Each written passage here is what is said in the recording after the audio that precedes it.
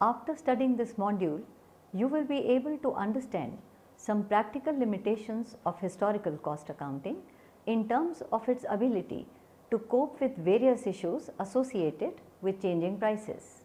Identify a number of alternative methods of accounting that have been developed to address problems associated with changing prices, and learn some of the strengths and weaknesses of the various alternative accounting methods.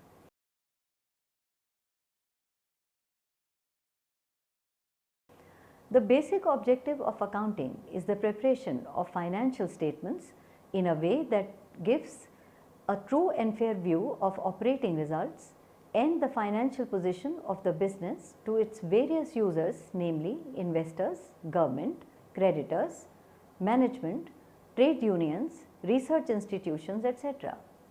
The financial statements are prepared based on certain accounting concepts and conventions. The money measurement concept is a basic attribute of the accounting. The money measurement concept states that only those business transactions can be recovered in the books of account that are capable of being expressed in terms of money. It also assumes that monetary unit used for recording the transaction is stable in nature. However, this is not true in practice, as many countries, developed as well as developing, have been experiencing inflation of high magnitude in recent times. Inflation refers to state of continuous rise in prices. It brings downward changes in the purchasing power of monetary unit. Thus, the financial statements prepared without taking into account the change in purchasing power of the monetary unit loses their significance.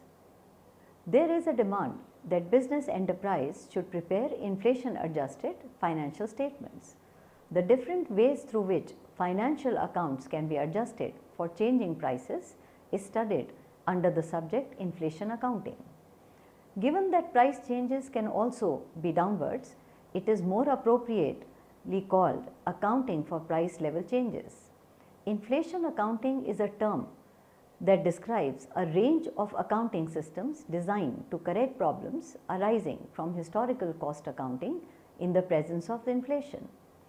Inflation accounting is used in countries experiencing high inflation or hyperinflation.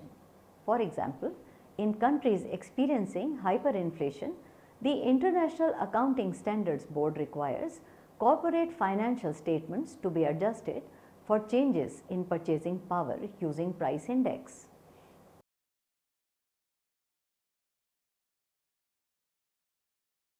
Historical cost accounting. Fair value accounting, also called as replacement cost accounting or current cost accounting, was widely used in the 19th and early 20th centuries, but historical cost accounting became more widespread after values overstated during 1920s were reversed during the Great Depression of 1930s. Most principles of historical cost accounting were developed after Wall Street crash of 1929, including the presumption of a stable currency. Historical cost accounting, also known as conventional accounting, records transactions appearing in both balance sheet and the profit and loss account in monetary amount which reflects their historical cost. The historical cost principle requires that accounting records be maintained at original transaction prices and that these values be retained throughout the accounting process to serve as the basis for values in the financial statements. HCA is based on the realization principle, which requires the recognition of revenue when it has been realized. Arguments which are advanced in favor of HCA are: number 1, accounting data under historical cost accounting are generally considered free from biases, independently verifiable, and hence more reliable by the investing public and other external users. 2. Historical accounting reduces to a minimum the extent to which the accounts may be affected by the personal judgments of those who prepare them. 3. It has been generally found that users, internal and external, have preference for HCA and financial statements prepared under it. 4. Historical accounting is also dependent on the ground that it is only the legally recognized accounting system accepted as a basis for taxation, dividend declaration, defining legal capital, etc. 5.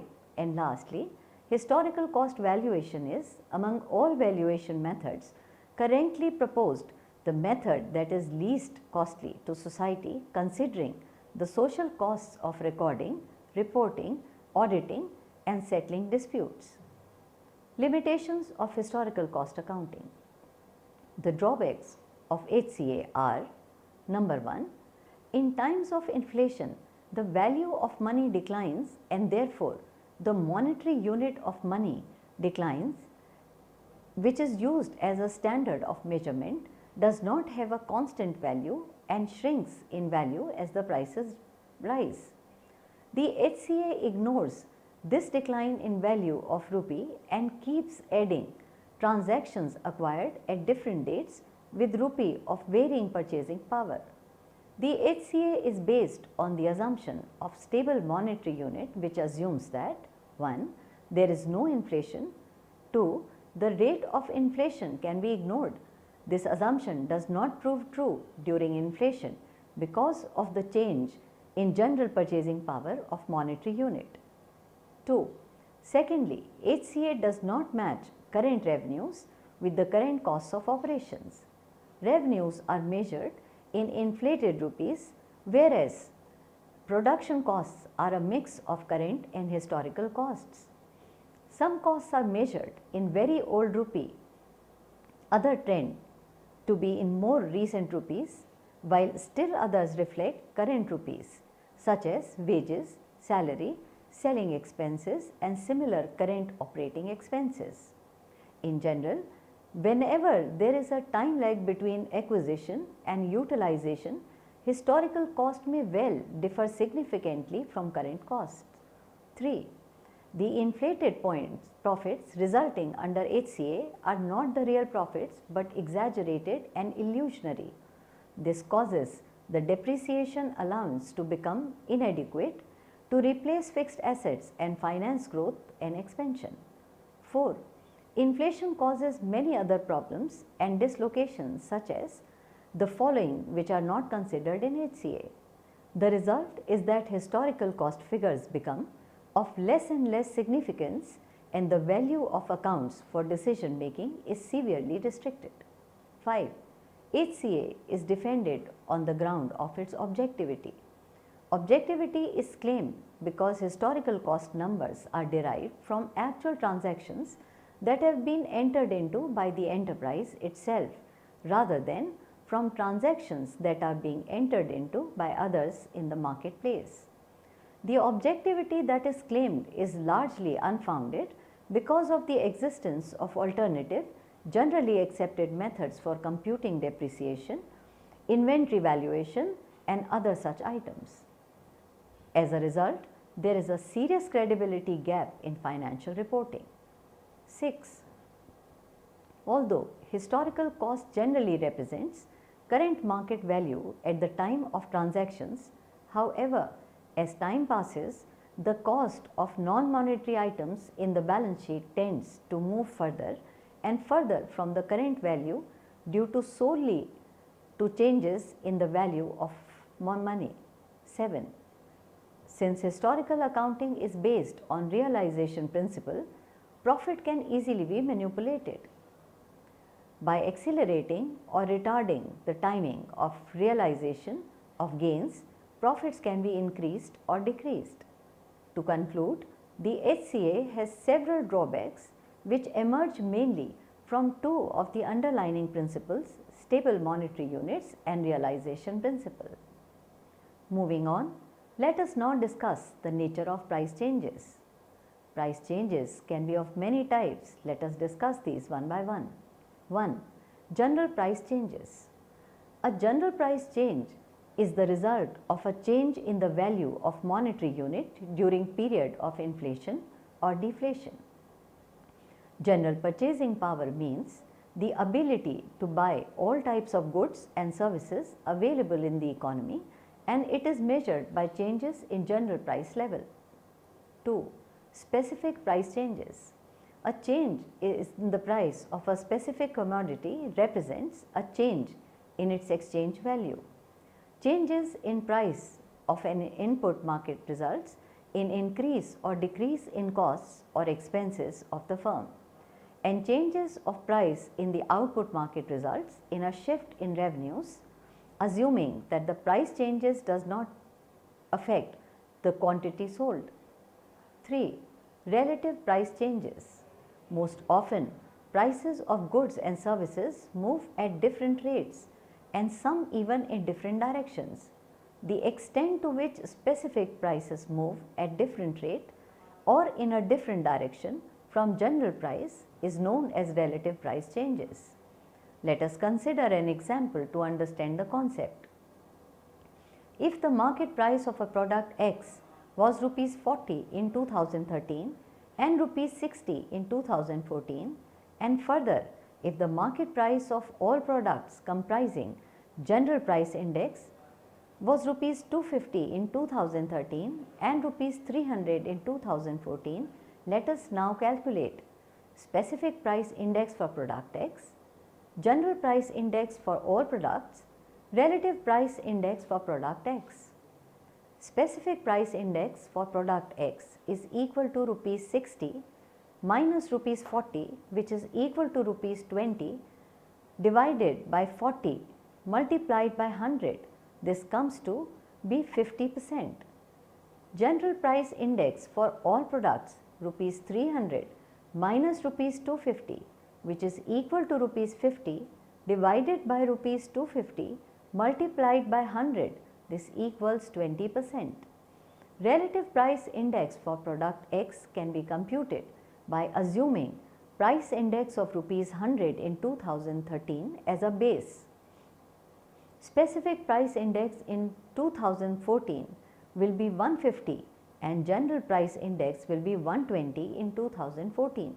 Therefore, relative price index for product X is rupees 150 minus rupees 120, that is rupees 30 divided by 120 multiplied by 100. This comes out to be 25%.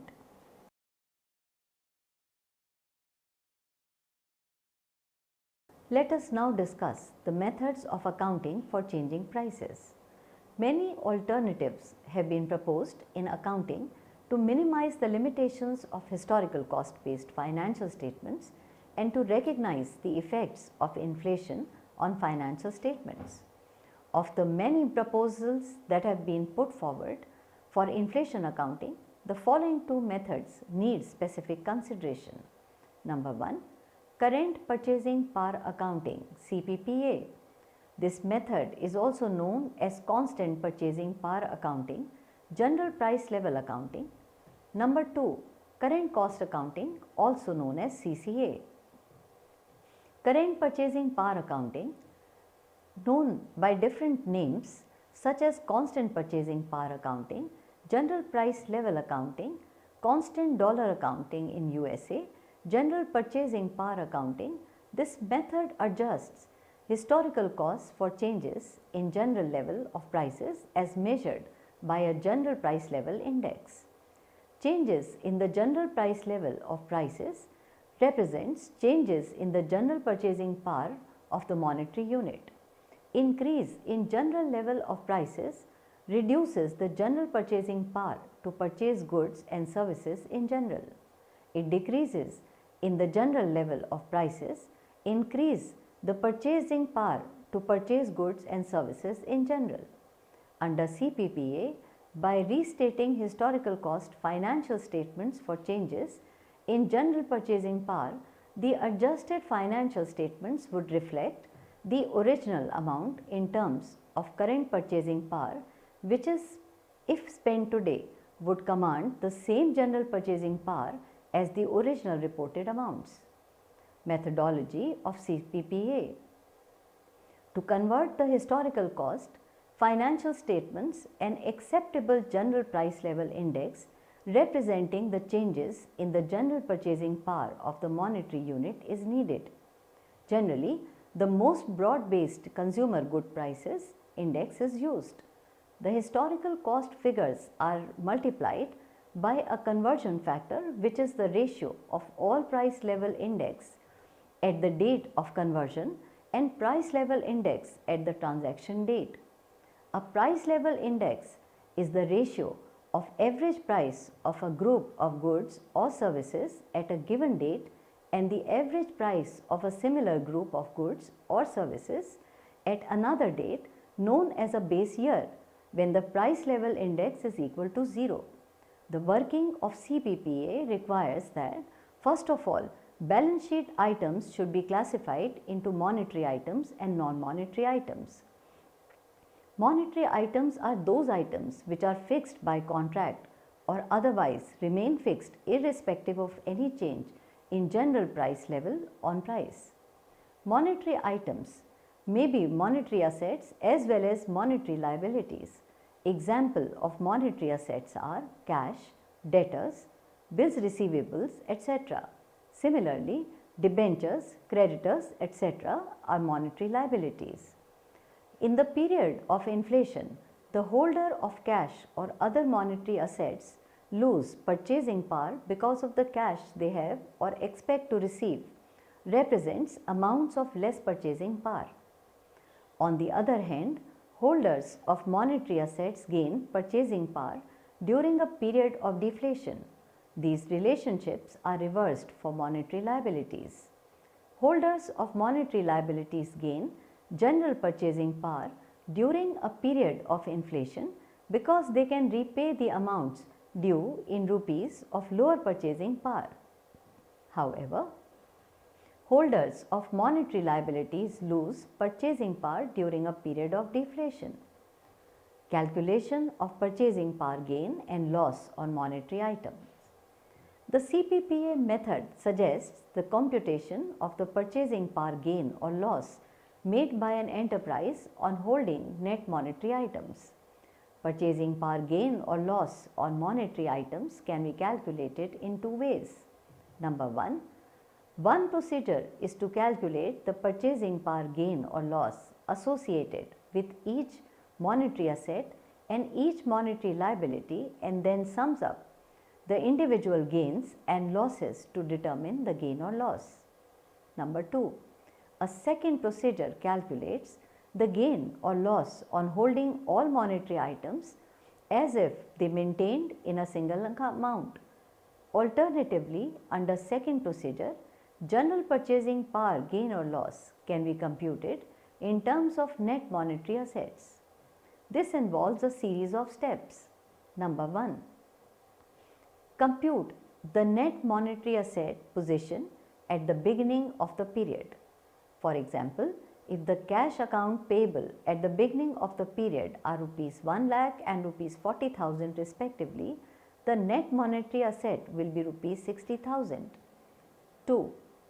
Restate net monetary asset position at the beginning of the period in terms of the purchasing power at the end of the period. For example, assume the general price level index was rupees 150 at the beginning of the period and rupees 200 at the end of the period. The net monetary asset position at the beginning of the period, which was rupees 60,000, would be restated at rupees 80,000, that is 60,000 multiplied by 200 divided by 150. 3. Restate all the monetary receipts of 1 year to the year basis and add this to the restated net monetary position at the beginning of the period as calculated in step 2. Assume that sales of rupees 50,000 occurred evenly during the year and general average price index was rupees 160. The adjusted monetary receipts would be restated to rupees 62,500, that is rupees 50,000 multiplied by 200 divided by 160. This result is added to rupees 80,000 as calculated in step 2 to arrive at a total restated net increase in monetary items of rupees 1,42,500. 4. restate all the monetary payments of the year to the year-end basis and deduct all result from the total restated net increase in monetary items as calculated in step 3. Assume that purchase expenses of rupees 20,000 also occurred evenly during the year. The adjusted monetary payments would be restated to rupees 25,000, that is 20,000 multiplied by 200 divided by 160. This result is deducted from rupees 1,42,500 as calculated in step 3 to arrive at the adjusted computed net monetary assets at the end of the period, which is rupees 1,17,500. 5. Deduct the actual net monetary assets at the end of the period from the adjusted net monetary assets at the end of the period as found in step 4 to obtain purchasing power gain or loss. In this example, the net monetary asset at the end of the period is rupees 90,000, that is rupees 60,000 plus rupees 50,000 minus rupees 20,000, and adjusted net monetary asset as found in step 4 is rupees 1,17,500. Therefore, purchasing power loss on net monetary items is rupees 27,500. Treatment of purchasing power gain and loss. It has been widely suggested that the purchasing power gain or loss should be included in current incomes. Non-monetary items. All assets and liabilities that lack the properties of monetary items are classified as non-monetary. Non-monetary assets include inventories, building, plant and equipment, and claims to cash in amount dependent on future prices, whereas the holding of monetary items like cash and accounts receivable results in purchasing power gain or loss. The mere holding of non-monetary items like inventory and equipment does not result in purchasing power gain or loss because they do not represent a fixed amount to be received or paid, and thus their prices in terms of monetary unit may change over time. While most liabilities are monetary, non-monetary liabilities include equity capital and retained earnings. Non-monetary liabilities do not represent fixed claims to pay cash. The monetary assets and liabilities at the end of the year will appear as the same amounts, whereas non-monetary items are reported at their adjusted amounts in the CPPA adjusted balance sheet. The restatement of non-monetary items is done by applying the conversion factor given by current year index upon index when the non-monetary items were required. Profit and loss under CPPA. In CPPA, profit and loss account adjustments are needed about the following items: A. Opening inventory, B. Transactions during the year, C. Depreciation written off for the year end, and D. Closing inventory. The method to be followed for restating historical cost income statement under CPPA is basically the same as suggested for adjusting other historical amounts in terms of current purchasing power, usually applying the conversion factor by current year index upon index applicable to the item at the beginning of the year. Evaluation of CPPA. CPPA restates historical costs in terms of current purchasing power. This accounting method attempts to stabilize the measuring unit as a constant value that prevails on the latest balance sheet date.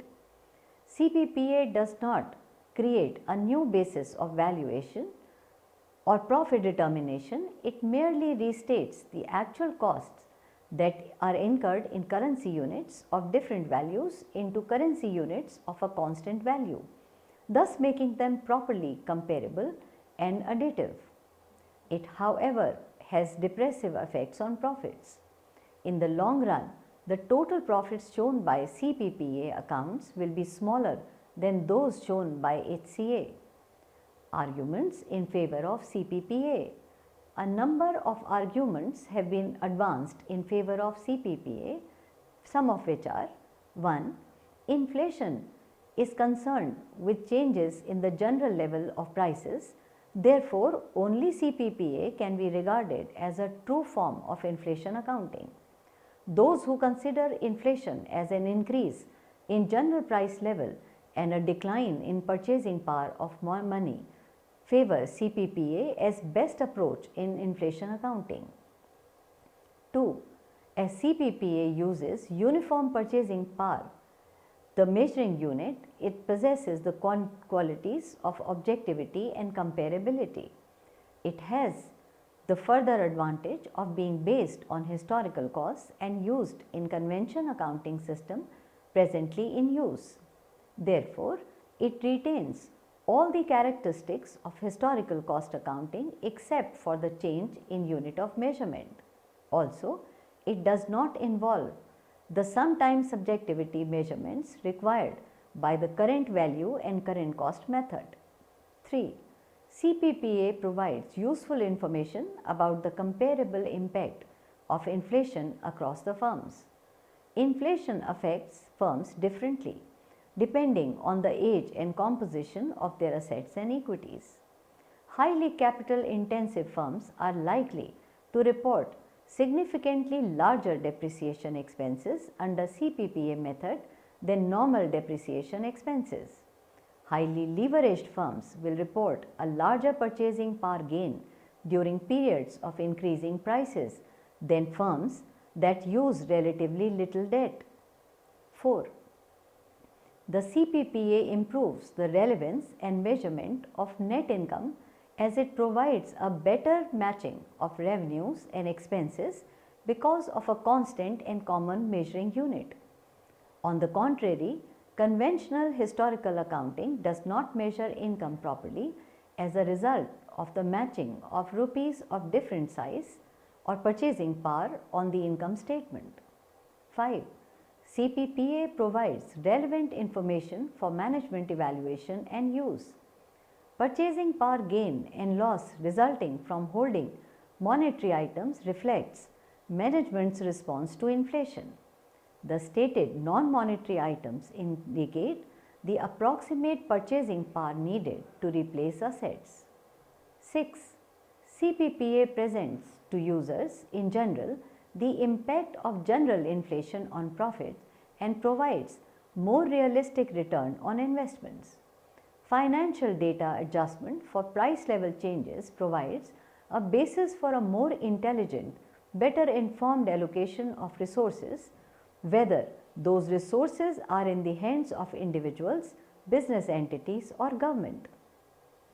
The arguments advanced against CPPA are: number 1, CPPA accounts only for changes in the general price level and does not account for changes in the specific price level.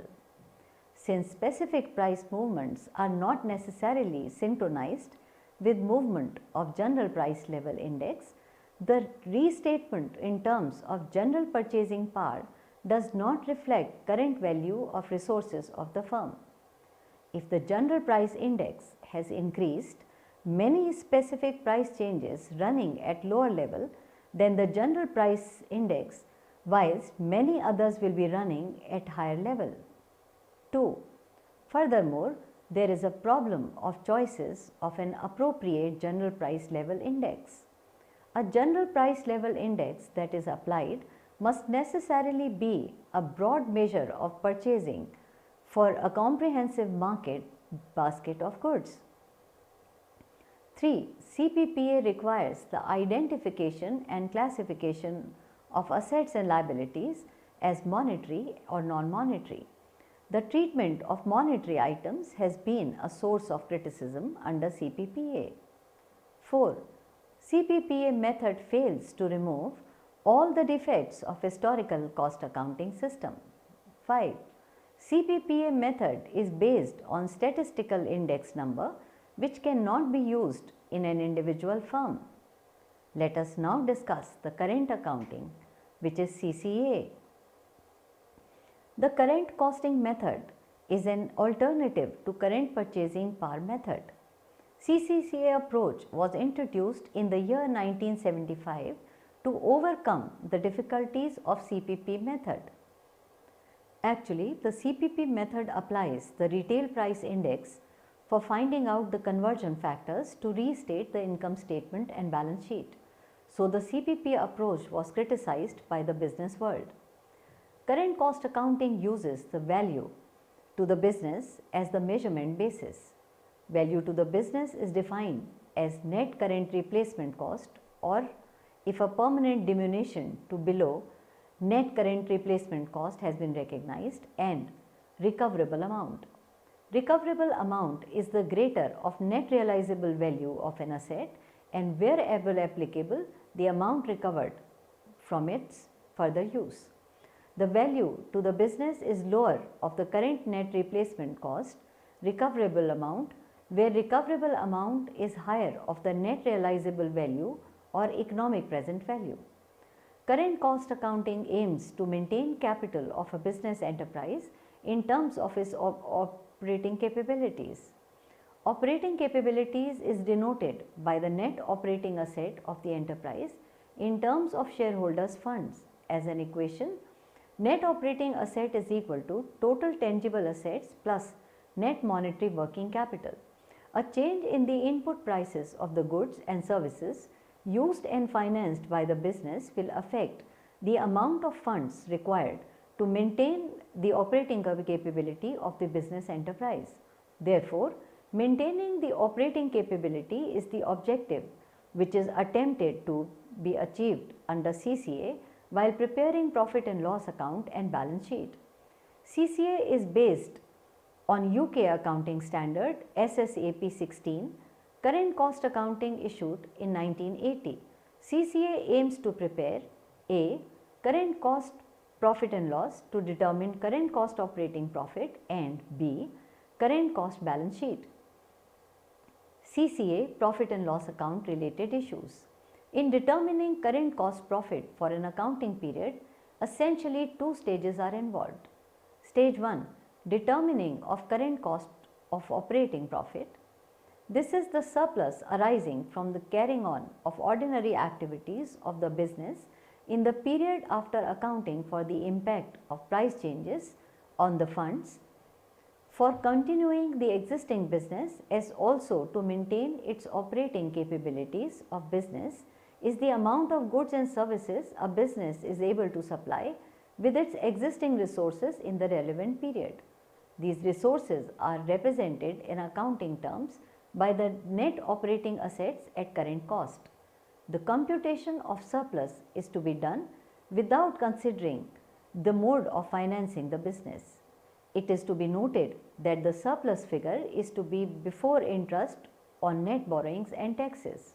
Stage 2, determining of current cost profit attributable to shareholders. This figure of profit is taken after taking into account the manner in which the business has been financed. To the extent the business has been financed through borrowings, the full allowance of the impact of price changes on operating capability made in arriving at net profit may not be required, since the rights of lenders are fixed in monetary amount. Consequently, the current cost profit attributable to the shareholders reflects the surplus for the period after considering the impact of price changes on the funds required to maintain the shareholders' proportion of the operating capability. It is shown after considering interest, tax, generating adjustments and extraordinary items. In the case of balance sheet, the CCA method suggests that the assets, where practicable, be included at their value to the business based on current price level changes. This provides a realistic statement of the assets employed in the business and enables a correlation of current cost profit with net assets employed. Methodology of determining current cost operating cost. In order to obtain current cost operating profit from profit before interest on historical cost, three adjustments are involved. They are: number 1, depreciation adjustment.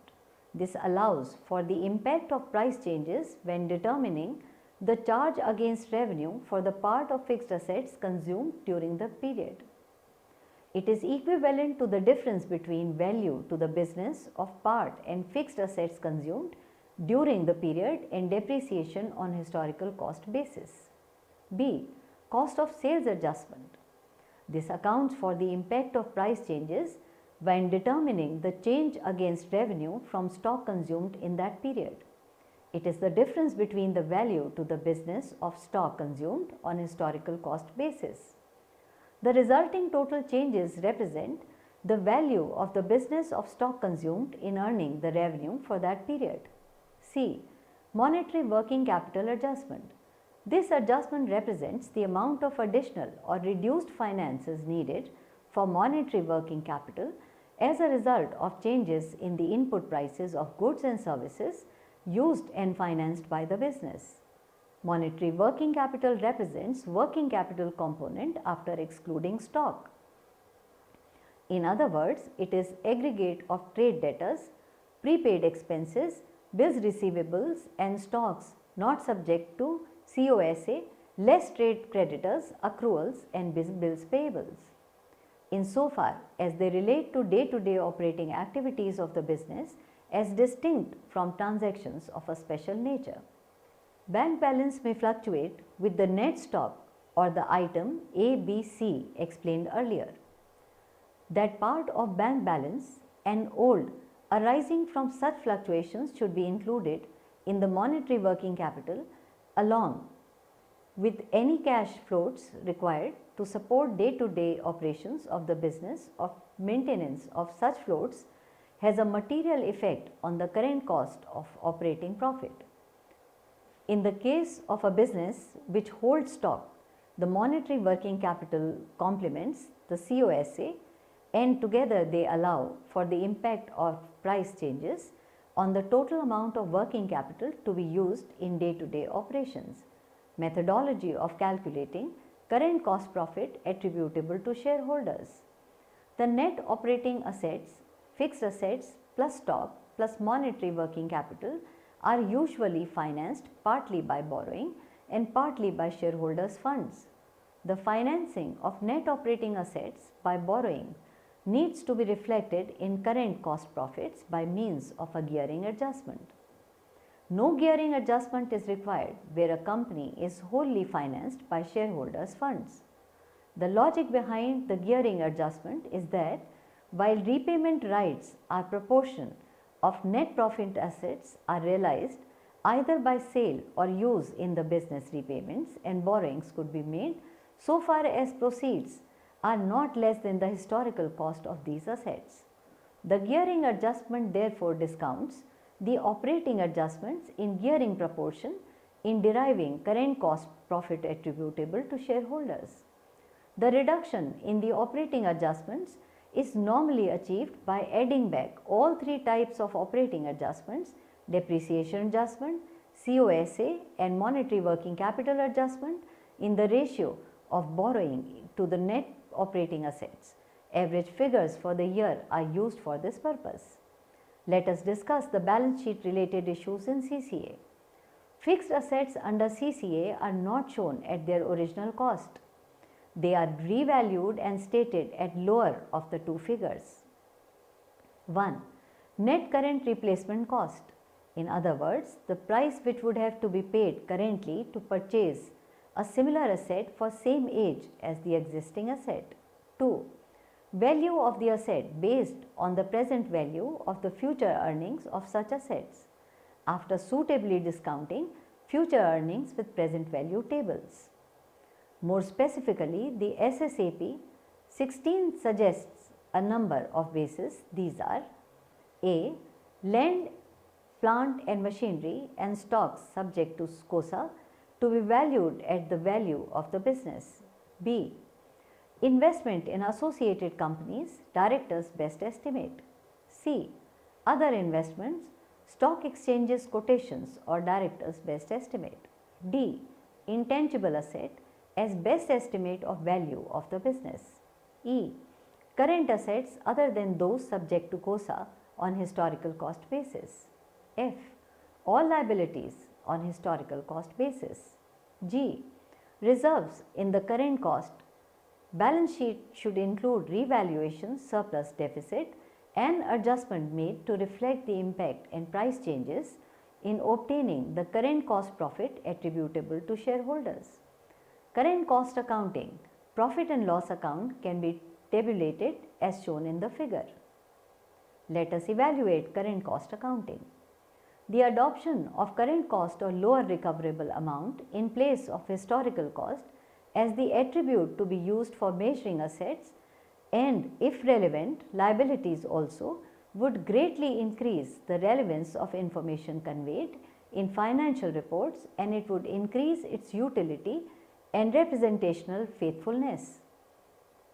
The basic objective of current cost account is to provide more useful information than that available from historical cost accounts for the guidance of management of the business, the shareholders and the others on such matters as the financial viability of the business, return on investment, pricing policy, cost control and distribution decisions and gearing. Next, the current cost accounting possesses the merit of closely approximating the impact of specific price changes on the business enterprise because it makes use of specific indicates. The CCA measures an individual company's experience of inflation by reference to that company's specific pattern of expenditure. SSAP 16 points, the limitations of CCA, these are: number 1, as with the historical cost accounts, CCA is not a substitute for forecasting when such matters as a change in the size or nature of the business is consideration.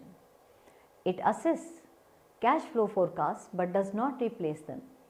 It does not measure the effect of changes in the general value of money or translate the figures into currency of purchasing power at a specific date. Next, an important weakness of this method is that it seems to possess an element of subjectivity inherent in periodical revaluations, especially where specific price indices are not generated by an authoritative agency. Next, largest problem is the aggregation problem. The valuation of the firm principal has its theoretics roots in the valuation of individual assets, not the firm as a whole. Next, other important problems include the precise definition of replacement cost under conditions of economic and technological change. Let us summarize what we have learnt in this module. In this module, constant purchasing power accounting and current cost accounting are presented as methods employed to report the effects of inflation on financial reporting. Deficiencies of historical cost accounting are well recognized, especially during inflationary periods, and many accountants argue that the historical cost method should be replaced with a more competent accounting method which can deal with the effects of changing prices. However, some others argue that the historical cost method is based on arm's length transactions, and this objectivity should not be sacrificed by using subjective methods. As a position of compromise, these methods are used to provide supplementary information within historical cost financial statements. In reality, financial statements cannot be preferred objective since they are prepared by the firm whose financial position is being reported. Moreover, some unavoidable uncertainties and estimates are part of all financial statements, and inflation adds to these uncertainties. The rational objective should be to reduce this uncertainty to a level which is reasonable. With this point in mind, inflation accounting methods can be utilized to increase the quality of financial data.